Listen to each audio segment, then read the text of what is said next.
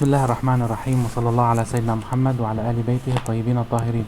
اللهم صل على محمد وآل محمد. In our lectures we're speaking about the road to Imam Mahdi salamullah alayh. The first 5 lectures we spoke about the Anbiya, how they in their stories, how they teach us, what is the exact lesson they gave us to reach Imam Mahdi salamullah alayh.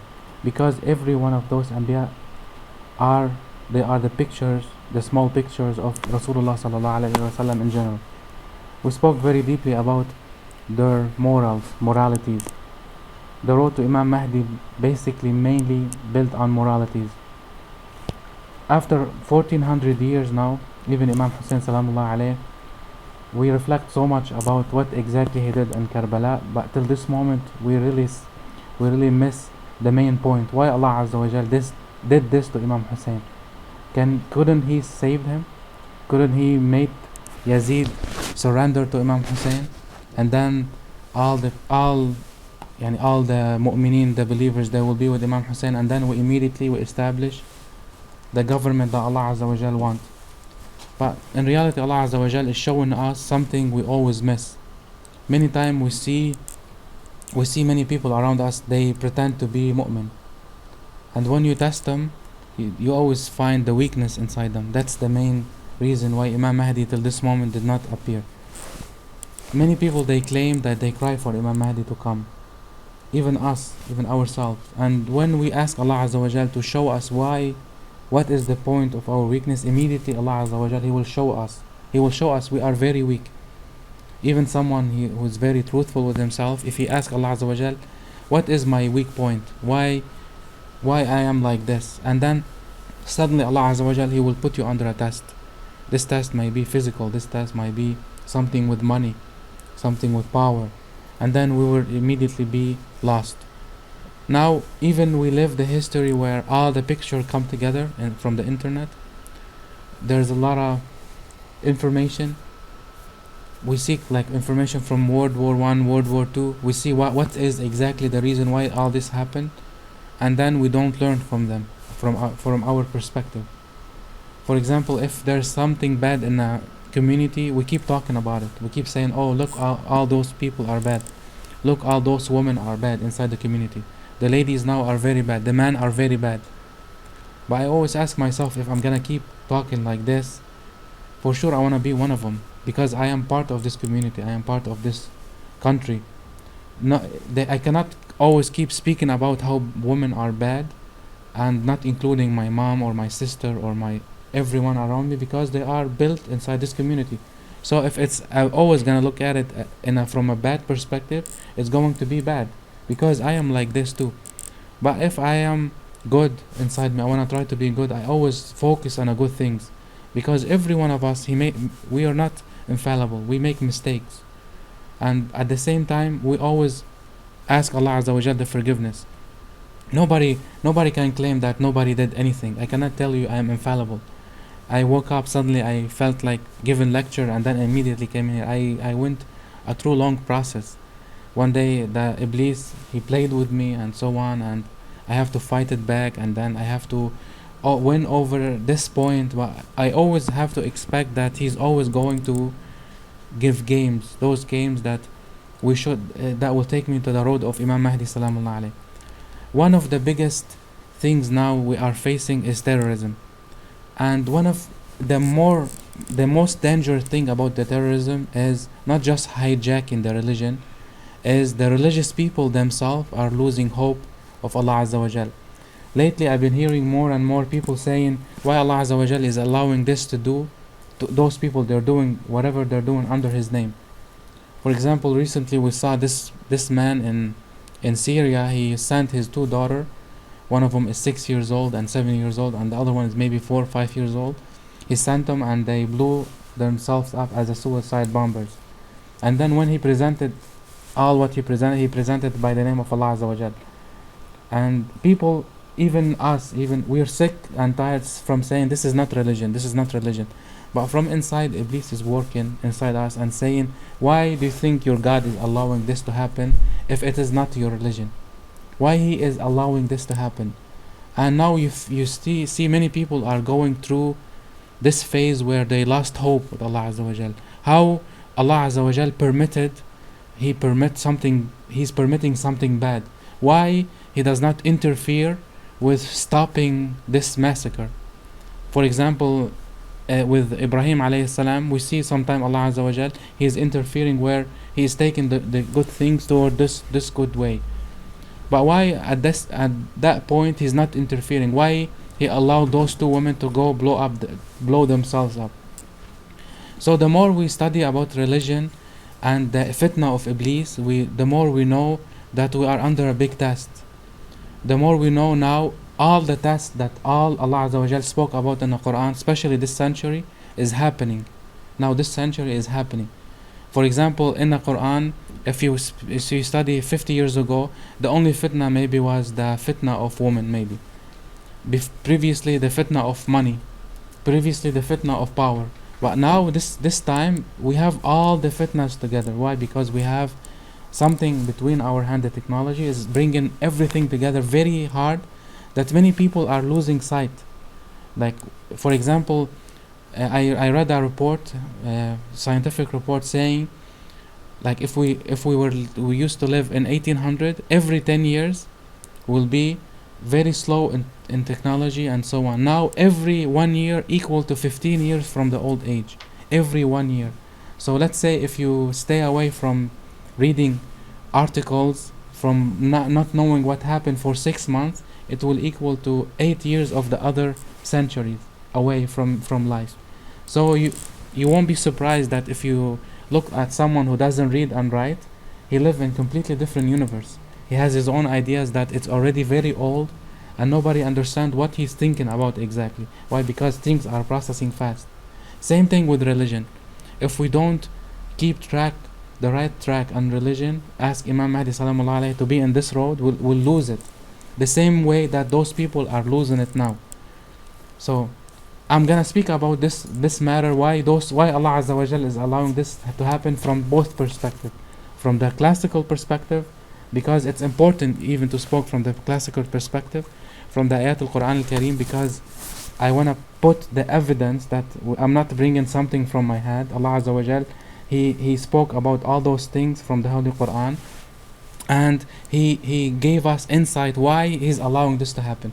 In the Holy Quran, we see in the Surah Al-Baqarah, He will say, I will read it in Arabic and then in English, as you know. Bismillah ar-Rahman ar-Rahim. فَهَزَمُوهُمْ بِإِذْنِ اللَّهِ وَقَتَلَ دَاوُودُ جَالُوتَ وَأَتَاهُ اللَّهُ الْمُلْكَ وَالْحِكْمَةَ وَعَلَّمَهُ مِمَّا يَشَاءُ وَلَوْلَا دَفْعُ النَّاسِ دفع الله عفوا I'm sorry مما يشاء ولولا دفع الله الناس بعضهم ببعض لفسدت الأرض ولكن الله ذو فضل على العالمين. In this ayah, He say, Allah Azza wa Jal, He allowed Dawood to kill Jalut. And as we know, in this battle, Dawood was from the 313. So He is speaking about something is going to happen. Yani if Allah Azza wa Jal, He's teaching us through Dawood what is the first thing Allah Azza wa Jal will look at for you to accept you from the 313. If He's gonna accept you from the 313, you have to have something very important. What is it? The science, the hikmah, the wisdom, and knowing around you what is going on. For example, all what I hear about, for example, I tell you now, we always, when we open the TV, specifically the Middle Eastern TV, where we should be Oriental, people wearing hijab, people they have faith in Allah Azza wa Jal, we open it, suddenly we see songs, and then you flip the second channel, you see women, they're like selling themselves. You flip the channel, all their channel only oriented in a physical part. They're not giving you any more, and nothing anymore for you to be advanced. Only they want you all the time having those physical feeling. And then there's too much corruption. There's too much corruption with man. There's too much corruption with women, where it's now very sick. Like if you open it now, you feel how sick it is. So some people, they say, how do we treat this? How do we stop this? We turn off the TV. That's it. It's finished. They think it's finished.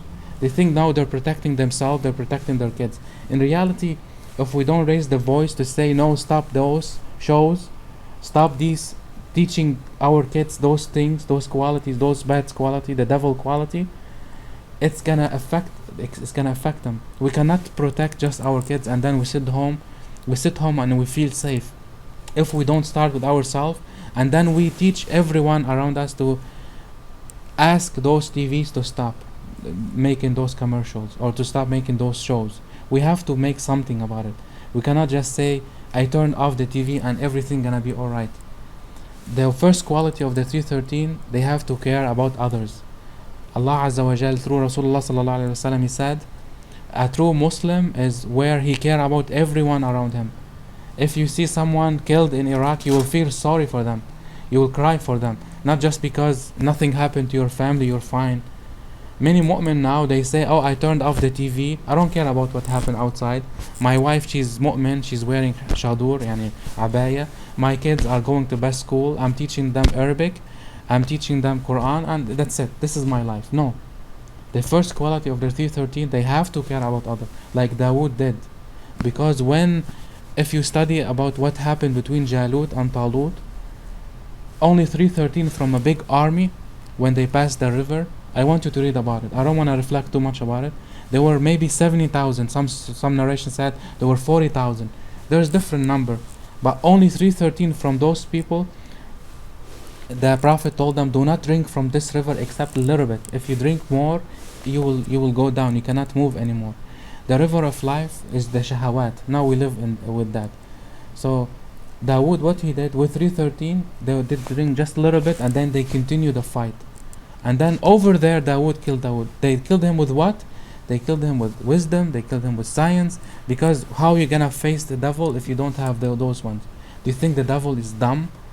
Many people think the devil now is dumb. It's just like something nobody can see. In reality, he watch us very closely.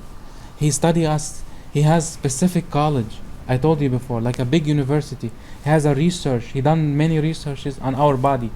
Many amrad, many bad things, many even flu. Like you see, those bad things happen to us. It come from the devil himself. Why? Because he always wanna harm us. He want us to lose hope with Allah Azza wa Jal. So he study us very closely. So first thing to be with Imam Mahdi, you have to be like Dawood alayhi salam. Dawood alayhi salam, the beautiful thing inside his name, he has 2 dal. Same thing like Rasulullah sallallahu alaihi wasallam. He said, I had the first dal in Ahmad, and the second dal is with Muhammad. He carried both knowledge of awwaleen and knowledge of akhirin inside his name. See how beautiful is that? So he is telling us, if you wanna be with the army of Imam Mahdi, you have to be with that. I'll continue to go to the main subject, but look how it is connected to Imam Mahdi. Look how this is connecting to Imam Mahdi. And then he said, وَلَوْلَا دَفْعُ اللَّهَ النَّاسَ بَعْضَهُمْ بِبَعْضٍ لَفَسَدَتِ الْأَرْضُ. And then after here, and he said, Allah Azza wa Jal, if Allah Azza wa Jal is pushing some people to some people, if he didn't do that, the bad things will rise inside the communities. I will give you an example. Many people said, like let's say when Palestine was occupied in 1948, many bad people came in under occupation. They came in to occupy a country. They killed many people, the people of this country. They kicked them out. They took over their houses. They took over their farms. They took over their money, and then they claimed this is their land. Why Allah Azza wa Jal allowed that? Let's ask. Why He allowed that? He did not allow that for a sake of He want to do that. No, the people want to do that, but Allah Azza wa Jal, with this bala, look how many people they rose up to this. Now many people, alhamdulillah, after that we have a revolution in Iran where all the religion was restored. We have many people, many mu'minins around the world are getting conscious of how the devil is working. Many people are rose up for that. Many people are training inside how to fight the evil. And not just that, it's getting more deeper, where those people, the Yahud outside, the Zionists, from the outside, the Zionists, now they're spreading the Zionism inside the Ummah. And many people now, they're rising against that. When you rose against that, you become more advanced to fight the devil or to fight the evil. So Allah Azza wa Jal, with this ayah, He's showing us that the bala itself, it will turn very good for you if you understand how it doesn't work. The bala itself, Allah Azza wa Jal, He is pushing the devil, the evil, against us for us to rise against it back. This is the only way we fight back. The only way we are built like this. You have to have a reason to live. For example, if you don't fight yourself every single day, Allah Azza wa Jal will not allow you to excel. You have to always fight yourself to do something. For example, now if we don't have anything to struggle for, what's gonna happen? Nothing. We're just gonna sit and we're just gonna pray regularly, and then after like 1 year there's no more challenges to do. Then we don't care anymore about the prayers. Everything's working fine. We barely say Alhamdulillah Rabbil Alameen. But because if there's no ibtila, this is gonna happen to us. But when the ibtila comes, it always brings you closer to Allah.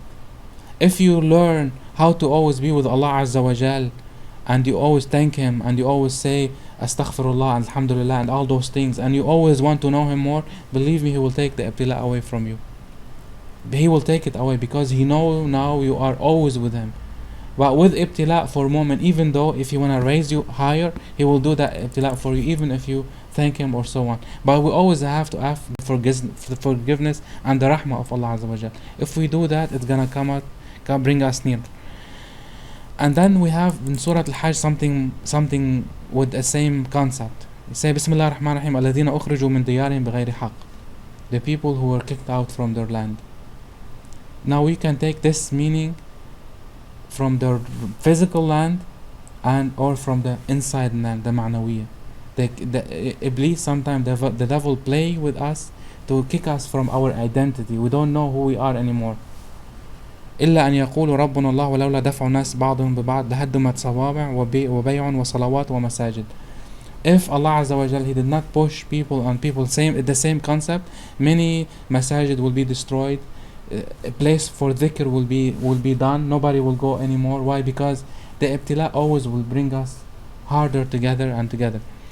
And the biggest ibtila, if you see now, if you ask all the ulama, what is the main ibtila that all the people come to? What is the main ibtila?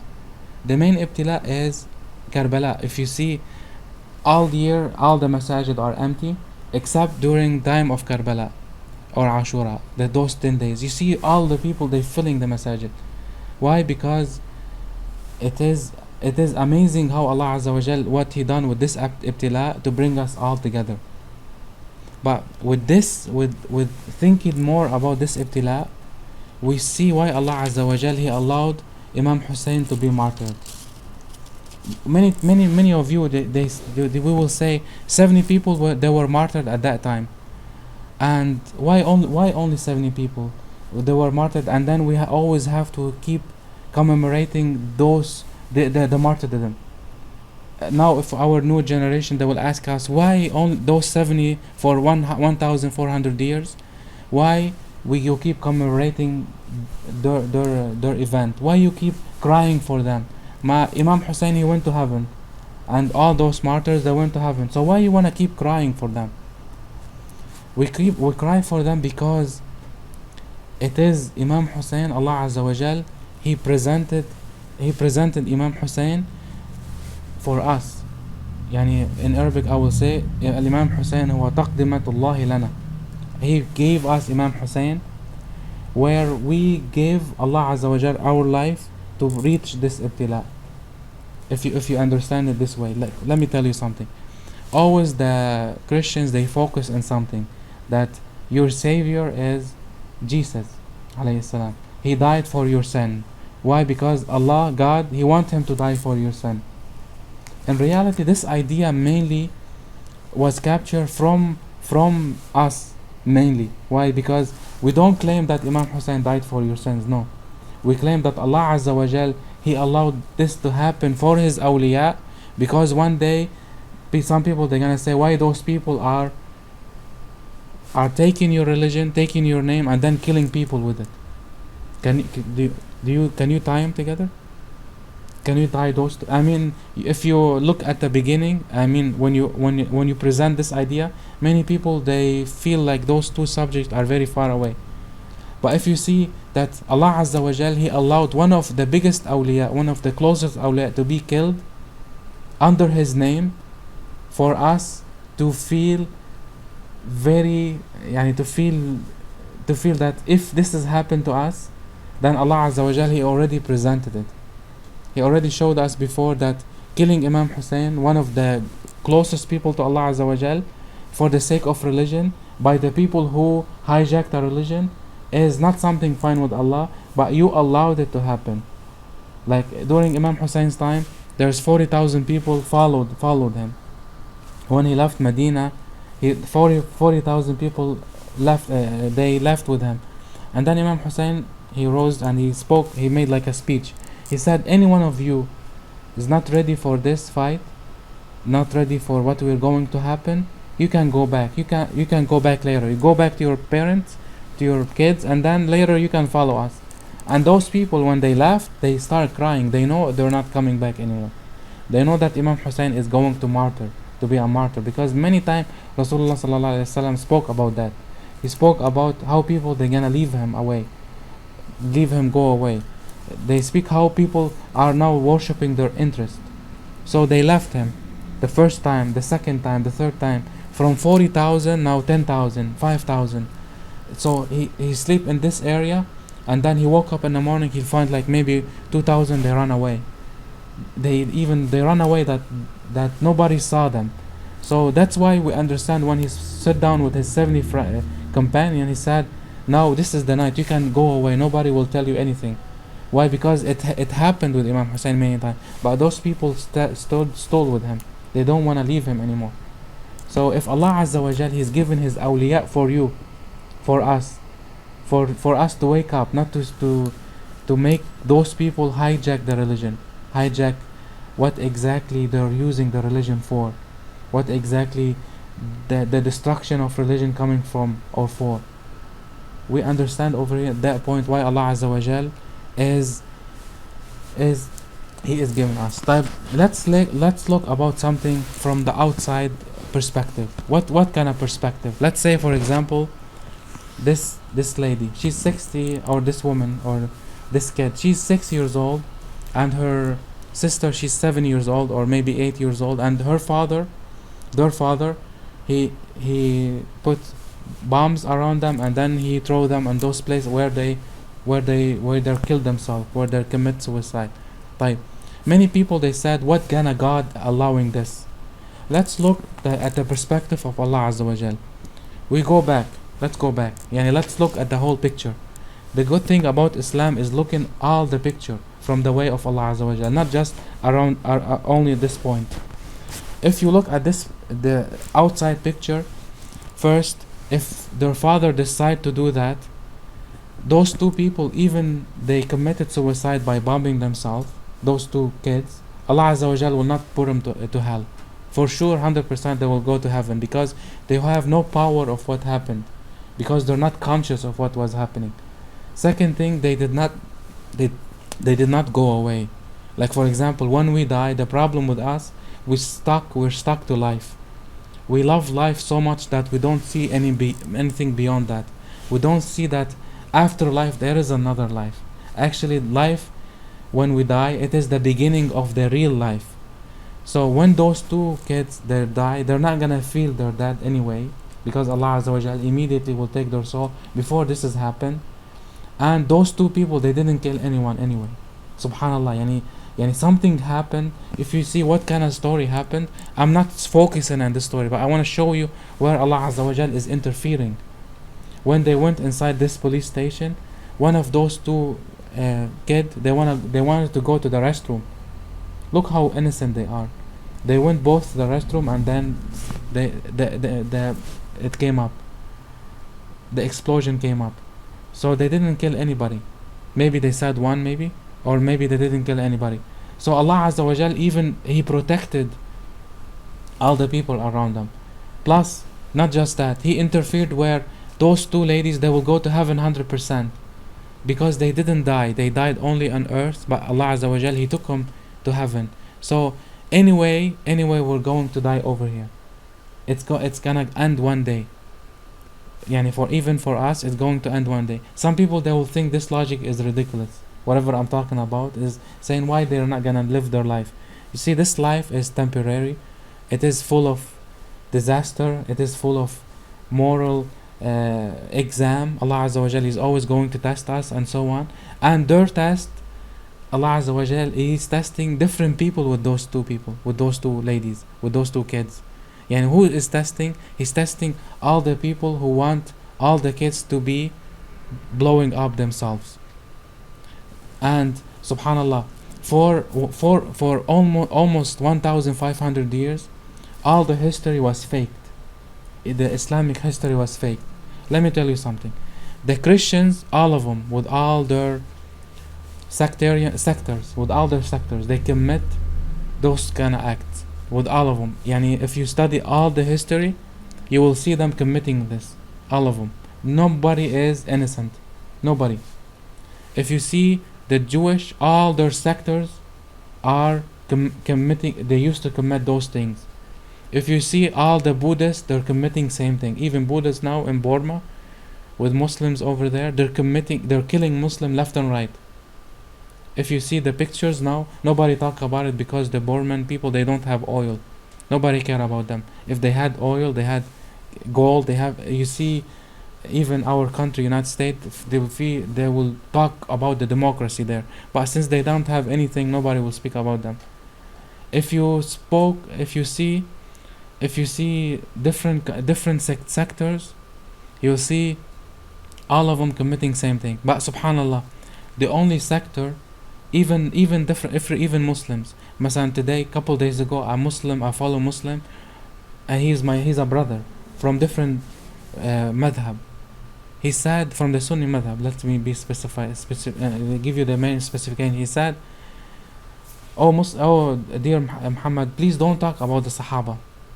Please don't anymore. Those things are old. Let's begin new page. Inside my heart, I said, who am I to just not to talk about them or to talk about them? They are talking about themselves. Whatever you built, Islam from 1400 years ago, it was like empty land. Many people, they put the seeds. Those, for example, the Shia put the seeds, the Sunni put the seeds, the Christian put the seeds, and so on and so on. And the water came down. And then what kind of fruit you will eat after that? The fruit of the Sahaba are ISIS. It is unescapable anymore. We cannot escape it anymore. You cannot say, it's why we're speaking about the unity of Muslims. We are talking about the unity of Muslims, but can you not face it anymore? Many ulama from Lebanon, Sunnis, in their masjid, on many YouTube lectures, they're now saying, we cannot escape it anymore. All this is coming from the narrations. ISIS is not built by people, by intelligence, by CIA or FBI, or it's not just built by that.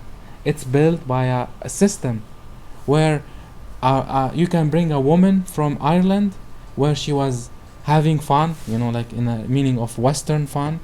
She used to drink so much, she used to dream about whatever it is, and then suddenly she talked with someone on Facebook. He's from ISIS. He convinced her about this logic, and she traveled from her country to Syria to go be killed there. And she's 18, 19 years old. What made this woman go from that place to this place? And then she was convinced with that. It is something very deep. It is systematic.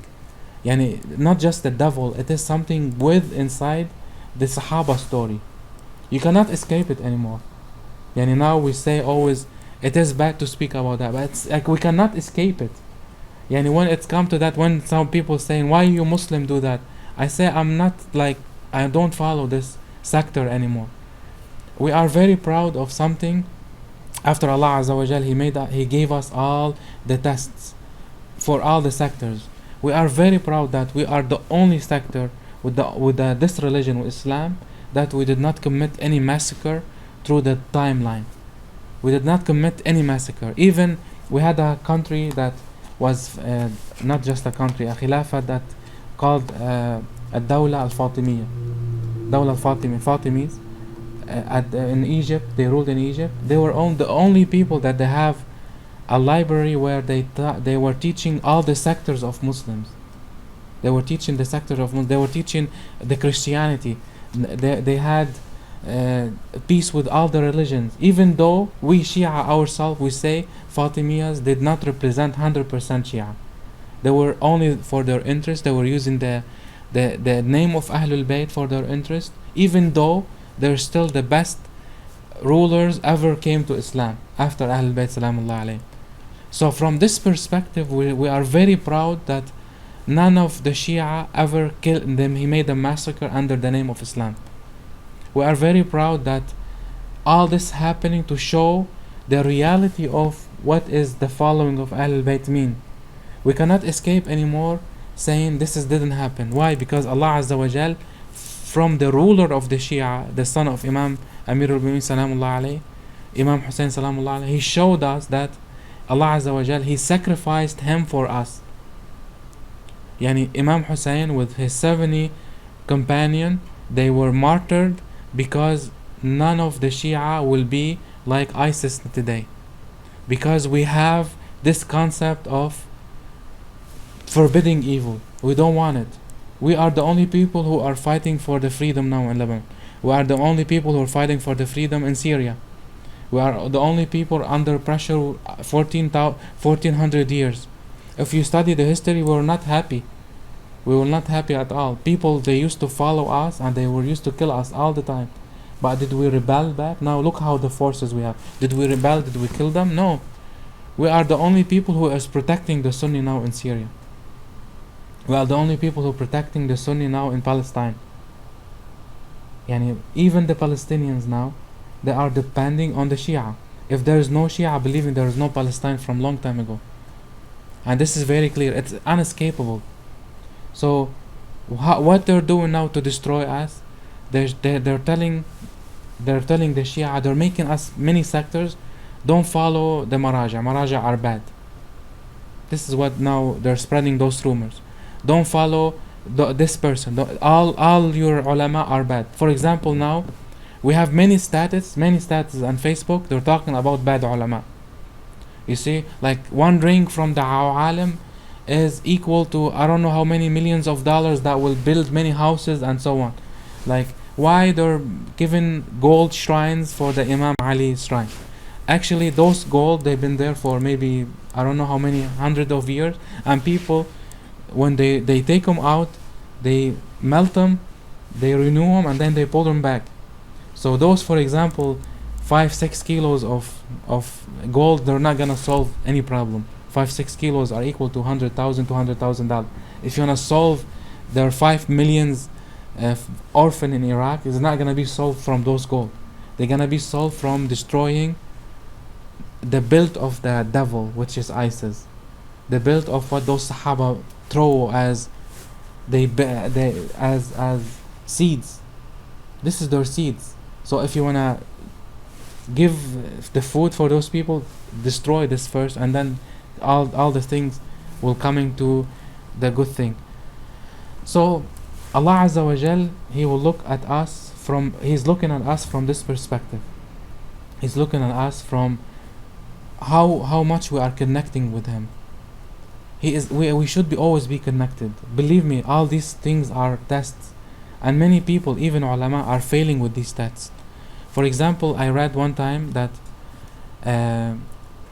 one of the ulama, some person came into him and he said, how God is allowing this to happen with those two kids, destroying themselves, bombing themselves, and then killing many Muslims under the name of Him. Why He's not interfering? Why He's not having something to stop it?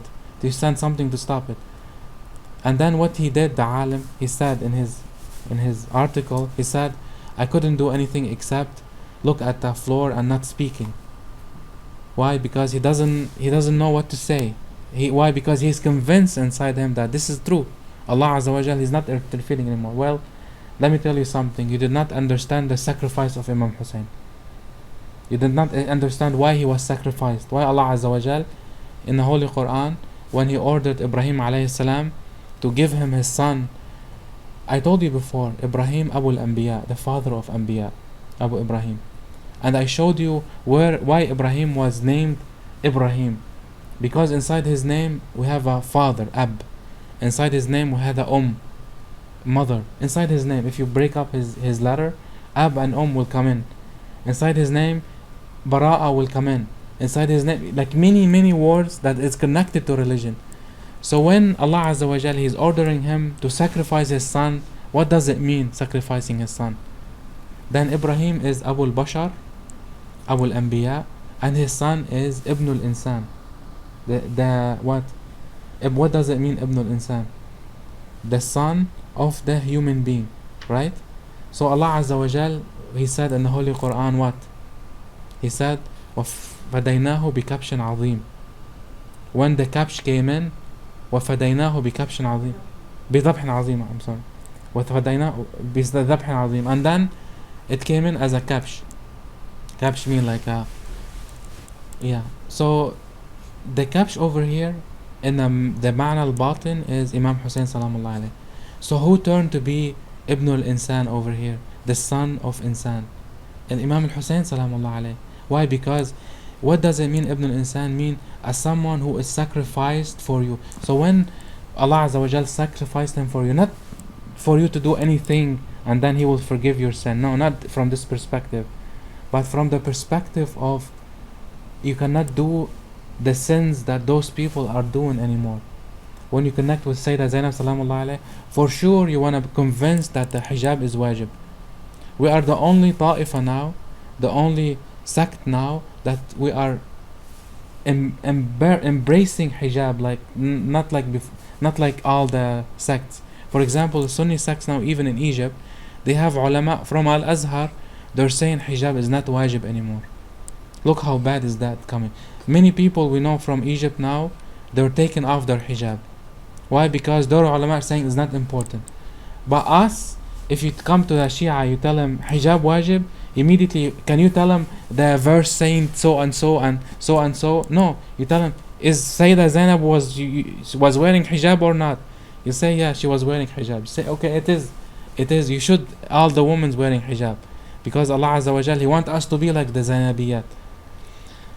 There is something very important about Sayyidah Zainab connecting with Sayyidah Zahra salamullah alayha. Sayyidah Zahra used to be Al-Hawra Al-Insiyya. Hawra mean from the Hur of Imam Ali salamullah alayhi, that Allah Azza wa Jal put all the life inside it. The life. Remember when I explained the Hut, the meaning of the whale, and how He put it inside Sayyidah Zahra? The connection between the Hut and the humanity is Sayyidah Zainab salamullah alayhi. So anything connecting with human, like to us as a human, it has to be going through Sayyidah Zainab. So if Sayyidah Zainab was wearing hijab, then we have to wear hijab. To what point? Look how important is that. When Amir al-Mu'mineen salamullah alayhi, he used to, inside the tent before, and then later they moved to a house. He used to, Amir al-Mu'mineen, lower the lamp because he doesn't want anyone from the outside the house to see her shadow. Look to what point.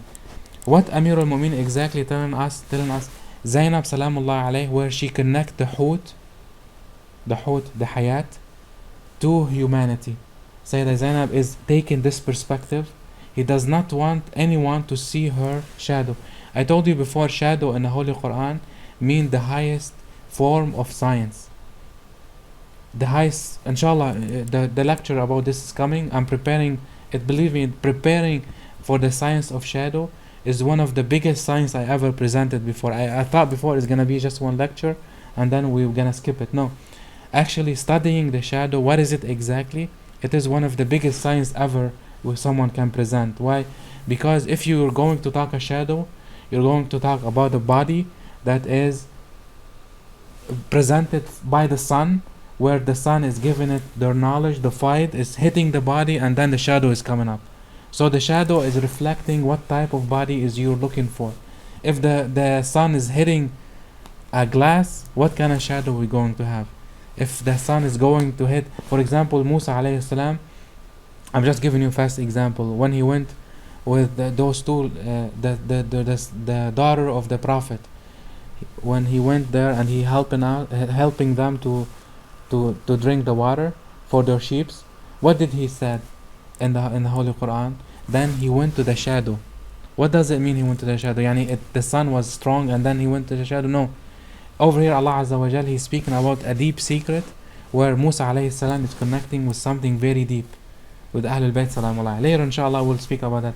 So when Amir al-Mu'min salamullah alayhi, he is hardly pushing on the shadow of Zainab salamullah alayhi. Who is the shadow of Zainab? When he said no one, he doesn't want anybody from the outside to see the shadow of Zainab. Who is the shadow of Zainab?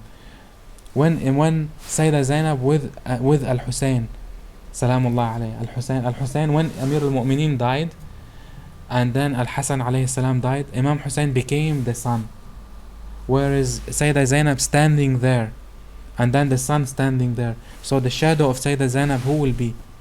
The people who is representing Sayyidah Zainab through history. Who is representing Sayyidah Zainab through history?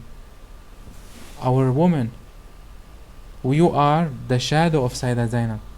That's why Amir al-Mu'min salamullah, he was so jealous that said, I don't want anyone from the outside see the shadow of Zainab. He was not speaking physically about her shadow, just physically about her shadow. He was speaking about us, about you, about the women, about the Shia, the follower of Ahlul Bayt, the Muslim in general, the woman, the humanity in general. As Sayyidah Zainab, she represented all that. Speaking about Sayyidah Zainab and the shadow is very deep, it's touching too. So with them, with their sect, now they're taken off their hijab. With us, alhamdulillah, you see. I'm sorry, just طلع على محمد وعلى محمد. With us, people, alhamdulillah, are going more to hijab. Why? Because we are giving her the example of Sayyidah Zainab. We cannot give an example for Sayyidah Zahra. Why? Because Sayyidah Zahra is unreachable. Nobody said, let's be Zahra'iyun. We have a station Zahra'iyun, yani for one of the ulama. But can we reach to be Zahra'iyun? No.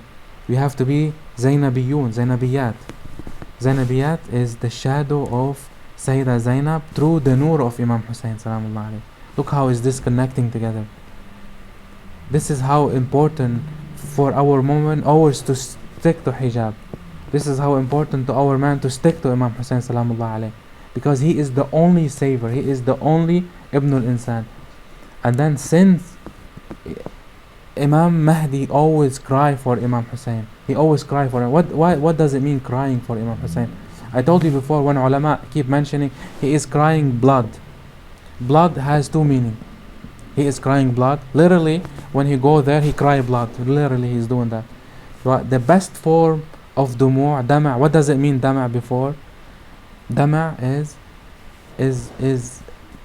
the connection, the water connecting with the blood, right? Inside. And if you study the characteristic between what is the blood and what is the blood, I mean the blood and the dama' outside, the connection between those two will bring us that the dama', that Imam Mahdi, when he cry, he only cry dama'. I mean, he give the best tasbih for the sake of Imam Hussein salamullah. I made the whole lecture specifically for that.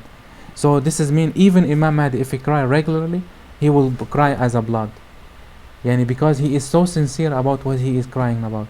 And he only cry for the sake of Imam Hussein. Why? Because Imam Mahdi, when he always say Yali Sarat al-Hussein, he doesn't just physically mean he wanna go kill Shimr and go kill Yazid, because Yazid and Shimr are now where? In hell. We don't care about them anymore. But we have many Shimr and Yazid now here. They're already in hell, they're already suffering. But when he say Yali Sarat al-Hussein, mean that he is also Ibn al-Insan. He is taken over what his Allah Azza wa Jal sacrificed him for. I know I spoke about this very fast. Maybe you will feel that there's no connection between what I said and what those people are claiming about Islam. But if you just reflect a little bit, if you see why Allah Azza wa Jal sacrificing the awliya, if you see why sacrificing, many people they ask, why you always speak about Muhammad and Ahl Bayt? Why you always speak about them? Because they are the only people that will let you know Allah Azza wa Jal. And with those only people that you let you know Allah Azza wa Jal, and are the best people, Allah Azza wa Jal created, and He created us from them. He let them be martyred by those people. Look how big is that. It is very deep. If you think about it, it's very deep. It's not just speaking nice vocabulary to make you feel bad. No, if you really understand how the depth of Ashura, the depth, because it is what's saving us from become ISIS.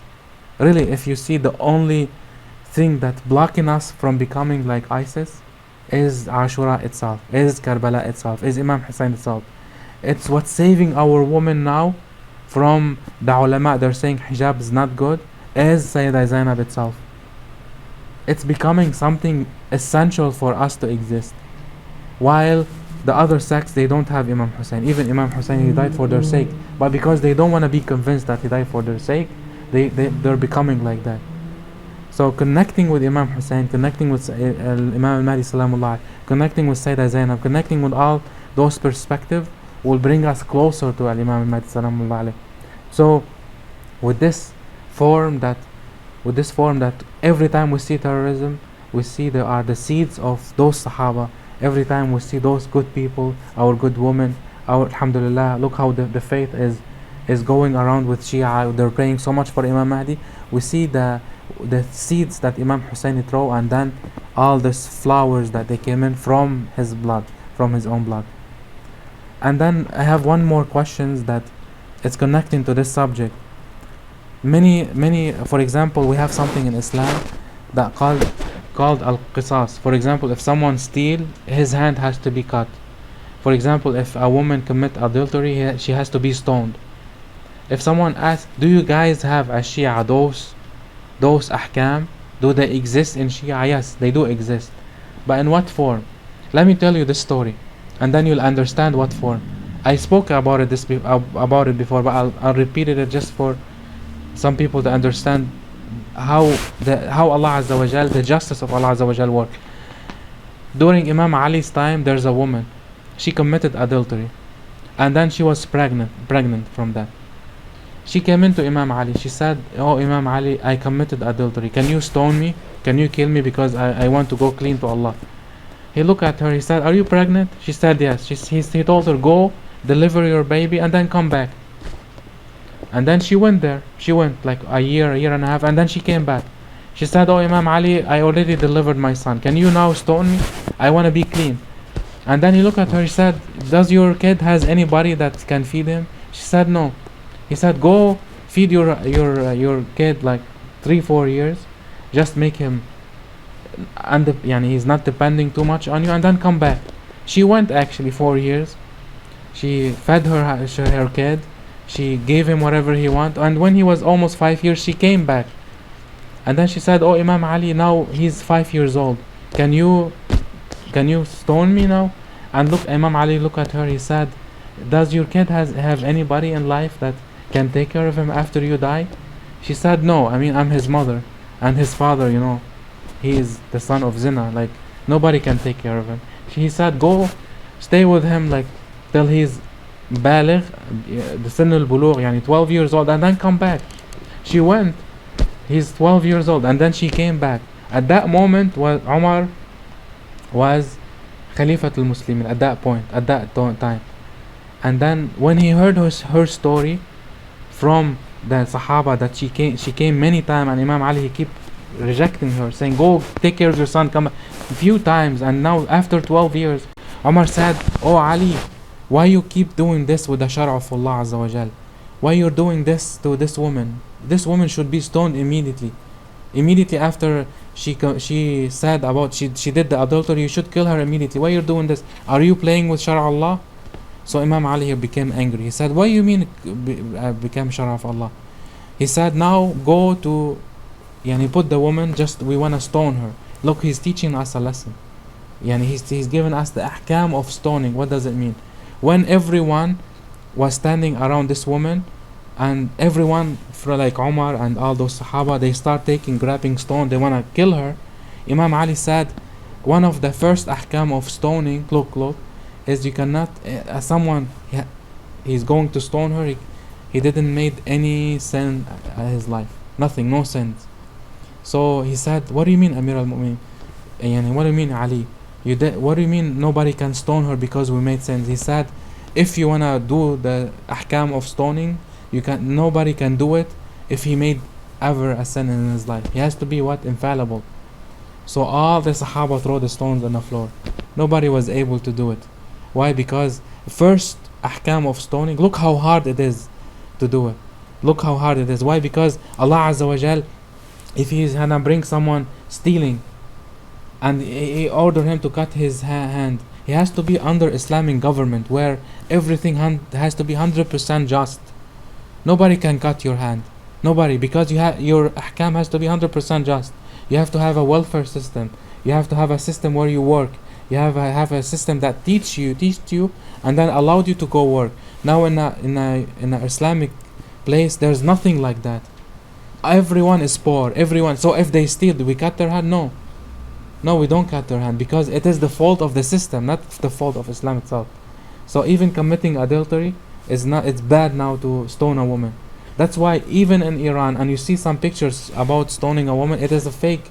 It is a fake because we don't allow enduring the ghaibat of Imam Mahdi a stoning, cutting hand or so on, because it has to be under 100% just system, and it doesn't exist at this moment. This is regarding the ahkam. So it has to be from infallible Imam, and Imams, they never did this except to this woman. And during Imam Ali time, they got few times the hand, and Imam Ali was in the power of Allah Azza wa Jal, he was able to put their hand back because they said we astaghfirullah, and they're changing, they don't want to do stealing anymore. So this ahkam are extreme but only exist during Imam's time because they have to be 100% just. So this is the only difference between us and the other sects. صلوا على محمد وآل محمد. صلوا على محمد وآل محمد. So I'll conclude, the only road to Imam Mahdi has to be through the road of Sayyidah Zainab Salamullah alayh, through the road of Imam Hussein. We have to reflect more. We have to always be sure about the justice of Allah Azza wa Jal. We have to be just of why Allah Azza wa Jal is allowing those people to take his name, to hijack the religion, just because he wanna bring the best inside us. He wanna test us at the same time, but inshallah we will never fail the test because we are fighting back those people, we are fighting back the bad people, and we are protecting all the Muslims in the will of Allah Azza wa Jal. Any more questions? Yes. So when you said in the lecture that Ibn Hussein, Yeah. it reminded me of something you said earlier in the lecture, which was how the Christians say that Jesus is The son of yeah. So if Imam Hussein, I guess my question is, could you explain more about Ibn Hussein, because in the Bible there's like, I think 73 times where Jesus, he calls himself Son of Man, Yeah. Ibn Hussein. So if like, is there sort of a funny thing that he's saying in the Bible right there, that I'm the Son of Man? Yeah, you see this subject about Ibn al-Insan, it can be a whole lecture, but just very fast. I told you before, Isa, in his middle name is Yasin, and his corner Ali. So when he's speaking about Ibn al-Insan as himself, he's speaking directly between Muhammad and Ali. And let me tell you something from, I'm taking from different lecture now, some information. The connection between Imam Ali and Imam Hussein is Imam Ali and Rasulullah is Hassan and Hussein salamullah alayh. That's why always Rasulullah, he was mentioning Hassan. I'm sorry, he was mentioning Hussein. Always Husaynun minni wa ana Hussein, and Hussein from me and I'm from Hussein. And he's always speaking about Nuh as a Hussein because he is the shape where all the people should be. Imam Ali was the batin of Rasulullah, and he was the inside of Rasulullah sallallahu alaihi wasallam. Hassan was the batin of Hussein salamullah alayhi. Yani the only way you reach Imam Hussein is through Imam Hassan salamullah, because he is the only guy that he prepared for the revolution of Imam Hussein. You see, so those two connections are when we said Imam Hussein is Ibn al-Insan, then the batin of Imam Hussein is Imam Hassan salamullah alayhi. And since Imam Hussein, he was martyred for that, and the only person that he will take the Yali Salat al-Hussein, all the Imams, they used to speak about at the end of the time, Imam Mahdi is gonna come and he's gonna take the revenge for his father. And they kept speaking about this so many times. Why? Because they want to teach us something very important later. What is it? That Imam al-Mahdi is the son of man. That Isa al-Masih was referring to, Jesus was referring to that. So all the time Isa was speaking about Imam al-Mahdi salamullah alayh, and his batin in this time is Imam Hussein. Yani the Shams is Imam al-Hussein, the body is Sahib al-Asr wa Zaman, and the reflection is us. We are Ibn al-Insan. He is Ibn al-Insan because we are the reflection of Imam Hussein, Imam al-Mahdi. We are in this time. You see, this is it's come to deep insight. Yeah. But I hope you understand it more to grasp it. Needs a whole lecture. Yeah, it need a big lecture actually, because you're speaking very deep in Arfan. This lecture now is preparation for what's coming in the future. بسم الله الرحمن الرحيم والعصر إن الإنسان لفي خسر إلا الذين آمنوا وعملوا الصالحات وتواصوا بالحق وتواصوا بالصبر والسلام عليكم ورحمة الله وبركاته.